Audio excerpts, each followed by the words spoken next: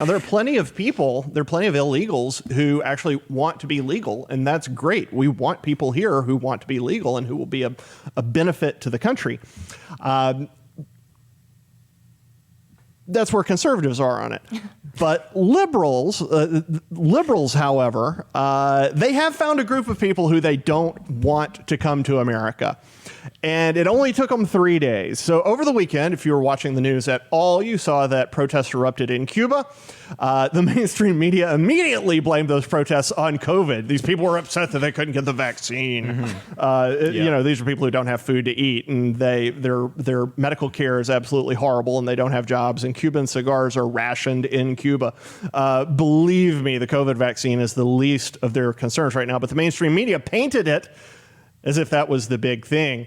Of course, that's not. We had Cuban refugees, Cuban exiles come out and say, look, that is not what this is. These people are they are desperately trying to get out from under the iron boot of communism. Well, it took the Biden administration about 3 days to respond.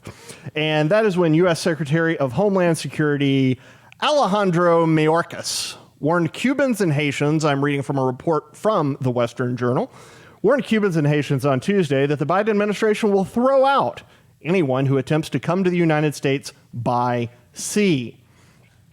Mayorkas is himself a citizen who first came to the U.S. from Cuba as a refugee. Quoting Mayorkas, "Allow me to be clear. If you take to the sea, you will not come to the United States." I like sort of the poetic license. If you take to the seas, you will not come to the United States. Rules for thee, but not for me. Yeah, it also reminds me of Obama. He would always say, "Let me be clear." Allow me to be clear. Allow me to be clear. So it took the Biden administration 3 days. They came out very quickly and said, hey, you ain't coming here.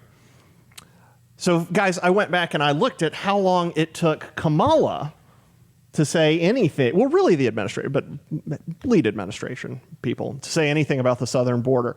It took Kamala 140 days.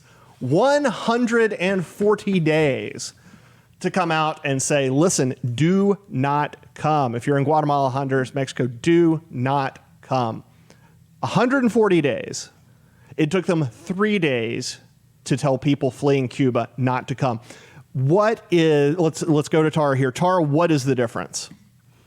Oh man, it's just outstanding to me because first of all, I think too with like 3 days, a lot of like the MO with Cuba is it's kind of I think more talked about or more well known in the sense because you had JFK like really get into that and it was like the Cuban Missile Crisis. So I think people kind of think of that as like a cornerstone issue. And I think it's a lot easier to be like, what border crisis? Oh, I completely ignored that for my entire campaign. Now I have to go deal with it. What? Whoops. So I think that's kind of like the main issue.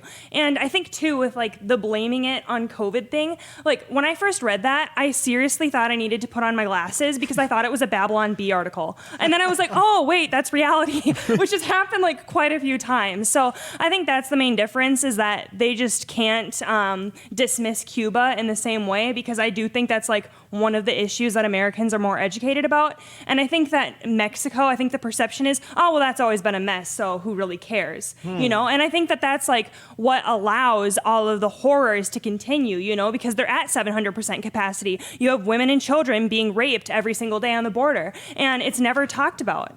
That's my favorite part of the Mayorkas claim. He's saying it's for safety's sake. Like, look, if you go to sea trying to get here, you're going to sink.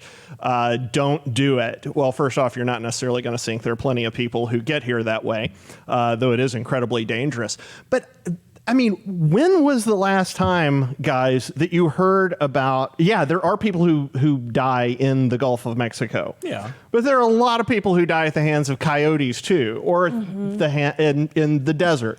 Yeah. There are also an enormous number of women and children who are raped on their way across the southern border. Or on their way to the southern border to get across. As far as I know, the Gulf of Mexico has never raped a Cuban trying to get here. The safety thing that argument makes absolutely no sense. Yeah, especially there are people dying in Mexico and Honduras and Guatemala trying to get here. Especially when you think about the silence of Mayorkas and the rest of the Biden administration about how dangerous it is to get here from the southern border. Like, it would be one thing if they said, wow, it's very dangerous to get here from the southern border. It's also very dangerous to get here through the Gulf of Mexico. Like, okay, that's true. But it's like when you're only going to choose one that's dangerous and the other one we're just not allowed to talk about.